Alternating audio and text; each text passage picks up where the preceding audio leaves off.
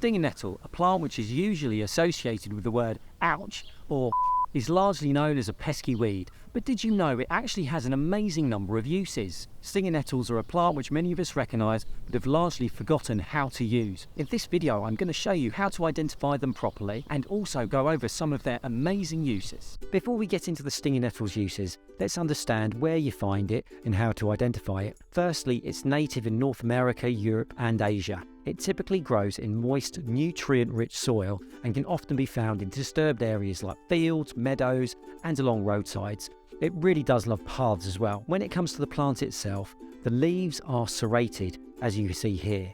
The thing that really makes it stand out from other nettles is its tiny hairs that actually cause you stings. If you were to look at the dead nettle family, perhaps the red dead nettle or the white dead nettle, these do not have these hairs along the stem or on the leaves. A really good way to understand whether you have a stinging nettle or not is, well, get stung. Now let's talk about stinging nettles as a food source. Now you might be thinking, bros, I'm not going to stick something that stings in my mouth.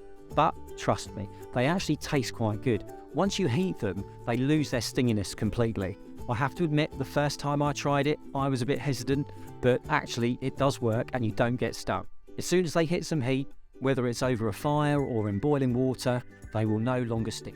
When harvesting, only take the tops. As the leaves get older, they start to contain oxalates, which irritate your kidneys. You can actually use them as a replacement for spinach in pretty much all dishes that would require spinach. The only dish that I wouldn't recommend is maybe a green salad, because that might get quite stingy. One thing I will share with you though is that I do sometimes fry the leaves up in a bit of olive oil, sprinkle a bit of salt on them, and they turn quite crisp-like. They're great alongside a cool beer whilst watching Star Trek on a Friday night.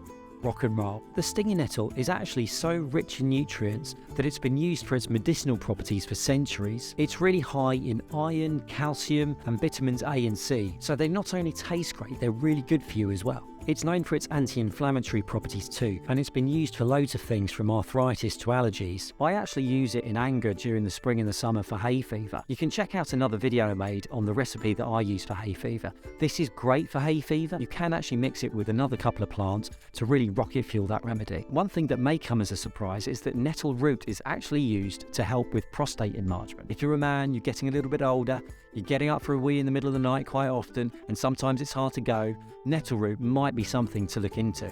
Nettle can also apparently help lower blood sugar levels. In one 3-month study, 46 people were given nettle extract 3 times a day. I think it was 500 micrograms they were given, and they all had significantly reduced blood sugar levels compared to a placebo. Apparently more studies need to be looked into this, but it looks pretty promising. If you're a keen gardener, it's worth knowing that nettles are really rich in nitrogen.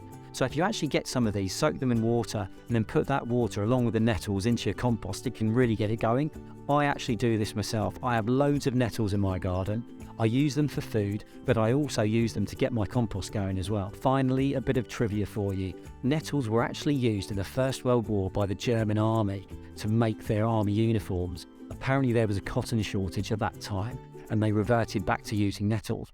Nettles were actually used to make clothes up until about the 1600s, when cotton pretty much took over, because cotton's just easier to harvest and easier to spin, but apparently it's a pretty hardy textile. So the big takeaway for this is that these are not only just stingers, they're really good for you and they taste great. Give it a go and let me know how you get on. Now if you got to the end of this video and you're wondering how many times I stung myself on this, 5 or 6 is the right answer. Thank you so much for watching, I really do appreciate it. If you did enjoy this video, please do give it a like and remember to subscribe to see more. Cheers.